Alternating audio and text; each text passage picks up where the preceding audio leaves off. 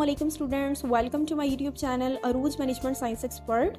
आज मैं इस वीडियो के थ्रू आपको बिजनेस रिस्क के बारे में बताऊंगी। बिजनेस रिस्क एक बहुत ही इंपॉर्टेंट और एक बहुत ही सिंपल सा टॉपिक है और एग्जाम्स में बहुत ज़्यादा पूछा जाता है, तो आपने इस टॉपिक को बहुत अच्छे तरीके से प्रिपेयर करना है। तो टॉपिक की तरफ मूव करने से पहले मुझे आपको अपने सेकंड चैनल का बताना है, जो कि मैंने भी रिसेंटली स्टार्ट किया है। उस चैनल के थ्रू आप अपनी स्पोकन इंग्लिश को इम्प्रूव कर सकते हैं, अपनी वोकैबुलरी को इम्प्रूव कर सकते हैं। अगर आप अपनी एजुकेशन के साथ साथ अपनी स्पोकन इंग्लिश को भी इम्प्रूव करना चाहते हैं तो आप उस चैनल पर जरूर विजिट करें। उस चैनल का लिंक आपको डिस्क्रिप्शन में मिल जाएगा, वरना आप आई बटन पर क्लिक करके भी उस चैनल पर आ सकते हैं।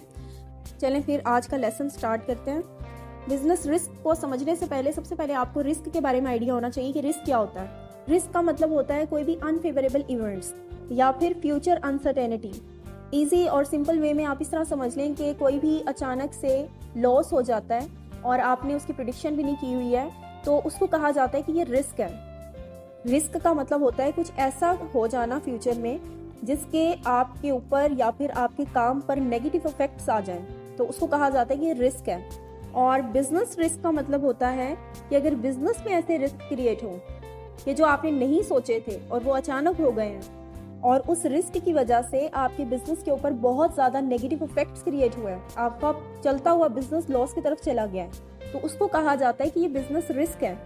अब वो रिस्क डिफरेंट तरीकों से भी हो सकता है कि टेस्ट भी कस्टमर का चेंज हो सकता है, वो नहीं पसंद कर रहा वो चीज़ लेना जो पहले वो आपसे परचेज कर रहा था, या फिर कॉम्पिटिशन्स हाई हो गए हैं, या फिर स्ट्राइक्स हो रही हैं, कोई भी, या गवर्नमेंट पॉलिसीज हो सकती हैं, कोई भी रीज़न हो सकती है ना जिसकी वजह से बिजनेस में रिस्क आ गया है और उसकी वजह से एक चलता हुआ बिजनेस, एक प्रॉफिटेबल बिजनेस जो है वो लॉस की तरफ चल पड़ा है। और जो भी बिजनेस में रिस्क होते हैं उसको इग्नोर नहीं किया जा सकता, या फिर आप उस रिस्क को ख़त्म नहीं कर सकते, वो मिनिमाइज हो सकता है, वो ओवरकम हो सकता है। लेकिन मुकम्मल तौर पर अगर आप ये कहेंगे ख़त्म ही हो जाए रिस्क, तो रिस्क ख़त्म नहीं होता। रिस्क एक बिज़नेस के साथ हमेशा रहता है, और एक सक्सेसफुल बिजनेस भी होगा ना तो उसके साथ रिस्क कहीं ना कहीं होता है। लेकिन उसके सक्सेसफुल होने की वजह ये होती है कि उसने प्रेडिक्शन की होती है और उस मुताबिक वो अपने बिजनेस को लेकर चल रहे होते हैं, उनकी स्ट्रैटेजिक प्लानिंग अच्छी होती है और वो रिस्क के हवाले से भी अच्छा प्लान करते हैं, तो रिस्क के बारे में भी सोचकर वो चलते हैं, इसीलिए उनका बिजनेस सक्सेसफुल एक प्लेटफॉर्म पर चलता है। अब मैं यहाँ पर कुछ ऐसे आपको फैक्टर्स या फिर रीजंस बताऊंगी जिसकी वजह से एक बिजनेस में रिस्क आता है, और बिजनेस को उन तमाम फैक्टर्स को नज़रअंदाज नहीं करना चाहिए, उनको लेकर चलना है, तभी आप एक अच्छी स्ट्रैटेजी प्लानिंग भी कर सकते हैं, आप अच्छे तरीके से बिजनेस को ग्रोथ की तरफ भी लेकर जा सकते हैं। सबसे पहला फैक्टर या फिर रीज़न है नेचुरल कॉजेज़। नेचुरल कॉजेज़ यानी कि कोई भी नेचुरल डिजास्टर अगर आ जाता है, एक बिजनेस चल रहा है, ऑपरेट हो रहा है, और अचानक से कोई ऐसा वाकया हो जाता है जो कि आपने सोचा नहीं था, कोई तूफान आ सकता है, कोई फ्लड वगैरह हो सकता है, हैवी रेन्स हो सकती हैं, उससे आपके बिजनेस को काफ़ी नुकसान हो सकता है। तो जो नेचुरल डिजास्टर है ना, उसके ऊपर इंसानों का कंट्रोल नहीं होता, तो आप ये नहीं कर सकते कि आप उस सिचुएशन को रोक दें, ये नहीं हो सकता, ये पॉसिबल नहीं है, वो नेचुरल है। लेकिन आप उस रिस्क को मिनिमाइज ज़रूर कर सकते हैं। अगर आप अपनी प्रोडक्ट्स की इंश्योरेंस करवा लेते हैं तो आप इस तरह के नुकसान से बच सकते हैं, आपका लॉस मिनिमाइज हो सकता है। इसी तरह से सेकंड हमारा फैक्टर है, सेकंड रीज़न है हमारी ह्यूमन कॉजेज, यानी वो तमाम रिस्क जो कि इंसानों से जुड़े हुए हैं, इंसानों की वजह से वो रिस्क क्रिएट हो रहे हैं, बिजनेस को नुकसान हो सकता है। वो क्या हो सकता है? वो कंज्यूमर की प्रेफरेंस भी हो सकती है कि कस्टमर्स जो हैं वो पहले कुछ लेना चाह रहे थे और अब उनकी डिमांड बढ़ गई है, अब वो नए फैशन की कोई चीज़ लेना चाह रहे हैं, तो क्या होगा, जो पुराना फैशन था वो अब नहीं लेंगे, तो आपके पास क्योंकि स्टॉक पड़ा हुआ है तो अब वो आपको सेल में लगाना पड़ेगा, कम प्राइस पे आपको बेचना पड़ेगा, जबकि उसके ऊपर कॉस्ट ज़्यादा आपकी आई थी। तो इस तरह से भी एक बिज़नेस को नुकसान हो सकता है। इसके अलावा एम्प्लॉय नेग्लिजेंसी भी बहुत मैटर करती है कि अगर वो काम ही बहुत सुस्ती से कर रहे हैं, बहुत लेजी हैं, उनको जितना कहा गया था कि इतनी आउटपुट इतने टाइम में मिलनी चाहिए और उन्होंने उतनी नहीं दी है, तो उसकी वजह से भी क्या होगा, टाइमली प्रोडक्शन नहीं होगी, सेल नहीं होगी, बिजनेस को नुकसान हो सकता है। तो क्या होगा, आपके जो कंपेटिटर्स हैं वो आपके कस्टमर्स को चीज़ें देना शुरू कर देंगे और आपके हिस्से का प्रॉफिट भी वो ले जाएंगे। या फिर अगर एम्प्लॉयज़ जो हैं वो मशीनरी ठीक तरीके से चला नहीं रहे हैं, या फिर इतना ध्यान ही नहीं है उनका काम करने की तरफ, तो उससे भी क्या होगा, यानी बहुत केयरलेस हैं वो, तो एक बिजनेस को अल्टीमेटली नुकसान होगा। क्योंकि अगर एम्प्लॉयज़ का फोकस नहीं होगा काम की तरफ और वो मशीनरी इंस्टॉल भी करवा के दिया उनको, वो काम भी कर रहे हैं, लेकिन वो मशीनरी ठीक तरीके से ऑपरेट नहीं कर रहे, तो हो सकता है वो मशीनरी ख़राब हो जाए, और जब मशीनरी ख़राब होगी तो प्रोडक्शन रुक जाएगी। तो ये भी एक बिज़नेस का रिस्क है, और इसके पीछे किसका हाथ है? सिर्फ एम्प्लॉयज़ की नेग्लिजेंसी का, कि वो ठीक तरीके से काम नहीं कर रहे, बहुत लेजी हैं। और इसके अलावा एक बहुत बड़ा जो रिस्क हो सकता है वो एम्प्लॉइज़ की वजह से वो ये भी हो सकता है कि अगर वो पर्सनल कोई भी इंफॉर्मेशन, कोई भी सेक्रेसी है वो लीक कर रहे हैं, बाहर जाकर किसी अदर कंपेटिटर्स को बता रहे हैं कि किस तरीके से इस ऑर्गेनाइजेशन के अंदर फार्मूलाज यूज़ होते हैं, कैसे प्रोडक्शन होती है, क्या मशीनरी इंस्टॉल की गई है, तो इससे क्या होगा, कंपेटिटर्स को फ़ायदा होगा, तो ऑर्गेनाइजेशन को तो नुकसान हो जाएगा इससे। तो ये भी बहुत बड़ा रिस्क का एक फैक्टर है। नेक्स्ट रीज़न है इकोनॉमिक कॉजेज़। इकोनॉमिक रीज़न कैसे हो सकती है कि अगर मार्केट कंडीशन चेंज हो जाए। मार्केट कंडीशन का मतलब होता है कि मार्केट में अगर फैशन चेंज हो जाता है तो एकदम से मार्केट में ट्रेंड बदल गया किसी चीज़ का, और आप जिस चीज़ पर काम कर रहे थे वो चीज़ अब लोग खरीदना पसंद नहीं कर रहे, तो इस वजह से क्या होगा, जितनी आपने पहले से प्रोडक्शन की हुई है अब वो सारी आपको सेल में लगानी पड़ेंगी, कम प्राइस पे बेचनी पड़ेंगी।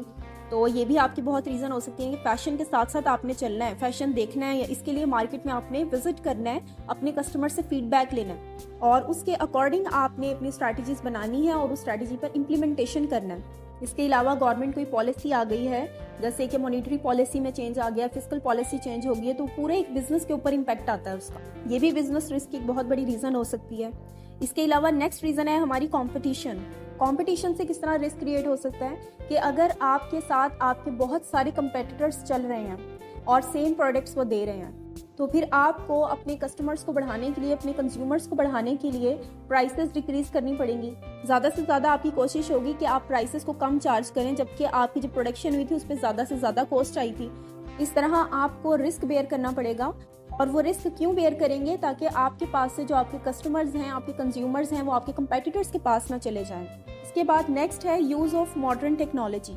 अब ये मॉडर्न टेक्नोलॉजी किस तरह से रिस्क क्रिएट कर सकती है कि अगर कोई कंपनी है और वो फाइनेंशियली साउंड है, उसके पास अच्छा खासा पैसा भी होगा, उसकी रेपुटेशन भी अच्छी होगी, गुडविल भी अच्छी होगी, मार्केट कंडीशन भी उस कंपनी की अच्छी होगी, तो वो क्या करेगी, वो हैवी मशीनरी को इंस्टॉल करेगी और इस तरह से वो क्या करेगी, मॉडर्न टेक्निक्स को यूज़ करके अपनी प्रोडक्शन करेगी। और फिर प्रोडक्शन जब मॉडर्न टेक्निक से होंगी तो वो जदीद चीज़ें आएंगी, और जो कंज्यूमर हैं वो वैसे ही मॉडर्न चीज़ों को पसंद करते हैं जो लेटेस्ट चल रही होती हैं।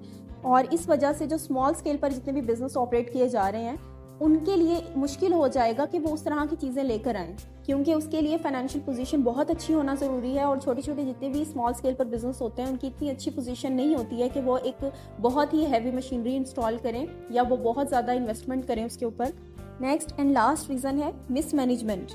अगर एक ऑर्गेनाइजेशन के अंदर मैनेजमेंट अच्छी नहीं होगी, मिसमैनेजमेंट है, या प्रॉपर आपने प्लानिंग ही नहीं की हुई और मार्केट में विजिट किए बगैर ही आपने खुद से प्लान कर लिया, या फिर अपने कस्टमर से फीडबैक भी नहीं लिया, आपने उनका टेस्ट भी नहीं उनसे पूछा, उनकी डिमांड के बारे में आपको नहीं पता और आपने खुद से प्लानिंग कर लिया, और प्लानिंग करने के बाद आपने इम्प्लीमेंटेशन भी कर लिया, अच्छा खासा पैसा भी लगा लिया और सारे एम्प्लॉयज़ को भी आपने समझा दिया, लेकिन आपकी मेजर चीज़ जिस पे आपका सारा काम चल रहा था, प्लानिंग, वही ठीक से नहीं थी।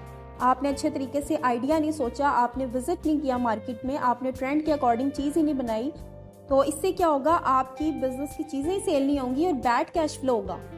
यानी जब आपने प्रोडक्शन की है तो उस टाइम आपका अच्छा खासा पैसा लग गया है, लेकिन आपने वो चीज़ बनाई बगैर सोचे समझे थी, और जब आपकी सेल का टाइम आ रहा है, जब आप सेल करना चाह रहे हैं, तो उस टाइम आपके कस्टमर जो हैं वो आपकी चीज़ें लेना पसंद नहीं कर रहे, क्योंकि ना आपने उनकी डिमांड पूछी थी, ना आपने ट्रेंड देखा, ना कोई फैशन आपने देखा, आपने जस्ट अपनी मर्जी की चीज़ें बनाई हैं। सिर्फ आपने ये देखकर अपना काम स्टार्ट किया है कि लास्ट ईयर इतनी सारी चीज़ें हमारी सेल हुई हैं, तो इट्स मीन कि इस साल भी वही फैशन होगा। तो इस बेस पर आप काम करने जाएंगे तो ये रिस्क ही होगा आपके बिजनेस को नुकसान ही होगा।